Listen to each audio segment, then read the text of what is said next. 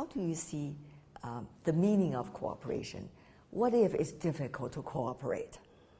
I think ambitions of different countries, kind of a struggle for so-called leadership, either in the region or in the world, and miscalculation of the potential, its own potential, and underestimation of your vis-a-vis, or your opponents.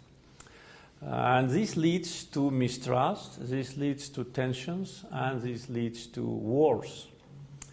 Our policy always was based on cooperation in the real sense of that word, because we strongly believe that only through cooperation you can achieve success. The more you give, the more you help, the more you will get.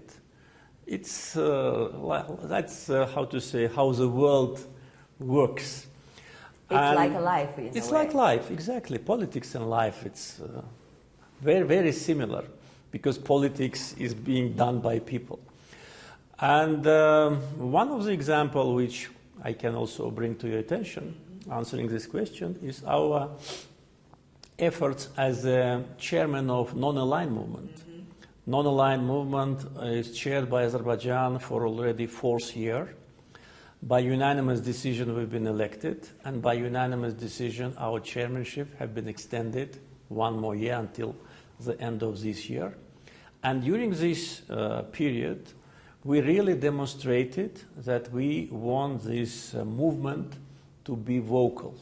We want this movement to take its place on the world arena, because polarization of big powers is obvious.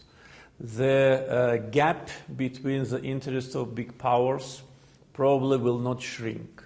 Therefore, non-aligned movement, which was actually created as an alternative, but then to a certain degree lost its potential, has a great potential. And if this ideology or philosophy dominates, then the world will be much safer.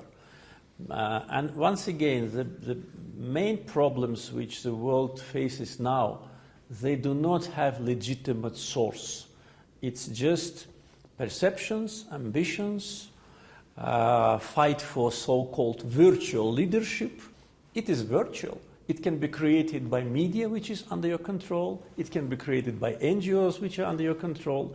But you cannot prove it in a so-called competition. Therefore, let those who do it put down these weapons. Let them concentrate on the needs of the mankind, on poverty, on malnutrition, on many countries having no access to drinking water.